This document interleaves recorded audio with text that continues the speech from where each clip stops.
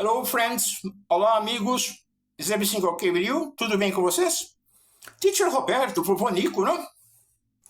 Muito bem. Nós vamos falar hoje de mais uma, entre aspas, esquisitice da língua inglesa. Esquisitice é tudo aquilo que nós, brasileiros, que falamos o português, achamos estranho numa língua que não é nossa, como acontece com o inglês e com outras línguas. E hoje nós vamos falar do tempo futuro, como nós expressamos o futuro numa frase em inglês. Em português, nós sabemos que o verbo, por exemplo, o verbo levar alguém a algum lugar, ele vai ser mudado, ele vai flexionar, como se diz, para poder representar o tempo futuro. Então, eu levo a minha mãe à igreja. Presente. I take my mother to the church. Eu representei da mesma maneira. Inglês, português, ficou perfeito. Agora, eu levarei minha mãe à igreja amanhã. É um tempo futuro. O verbo levar, ele foi acrescentado a ele uma terminação, que é esse a, que vai representar o tempo futuro. Eu levarei a minha mãe amanhã à igreja. Perfeito.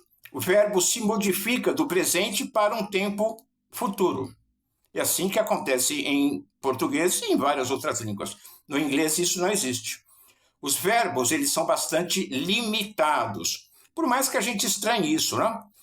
Mas os verbos são limitados. Então, por exemplo, quando nós vamos falar em inglês, eu levarei a minha mãe à igreja amanhã, eu tenho que usar um auxiliar, um verbo auxiliar para ajudar a frase a ir para o futuro, para levar a frase ao futuro. E eu vou dizer, eu will take, levarei, my mother, minha mãe, to the church, à igreja, tomorrow, amanhã. Então, o que aconteceu aí? Eu não tenho, no inglês, nós não temos esse recurso de flexionar, mudar o verbo para levar o verbo para o futuro. No português funciona, no inglês não existe. Então, eu preciso acrescentar este verbo auxiliar will, W-I-L-L, para que a gente possa ter uma frase no futuro. É algo bem primitivo, se a gente for pensar, bem até de uma língua bárbara, não é? E essa é a origem da língua inglesa. Ela é uma língua baseada no antigo, no alto germânico, lá em 400, 500 depois de Cristo, que começa a se formar, e eram todos aqueles povos bárbaros, os germanos, os alanos e assim por diante. Então, não estranha que ela não tenha essas características para se formar definitivamente como uma língua moderna, a partir de 1300, 1200 e assim por diante, depois de Cristo. Então, em inglês não existe essa figura do verbo se modificar ele próprio e ir para o futuro, levar a frase para o futuro. Não. Precisamos desse verbo auxiliar will, o que, no certo aspecto, é um facilitador, né? Como curiosidade, will, ele como substantivo, ele é um substantivo também, depende do contexto onde ele está, ele significa vontade, né? E testamento. São duas coisas parecidas, duas palavras bem próximas, mas que são substantivos. E ele, como verbo auxiliar, ele tem essa função, ele não tem tradução.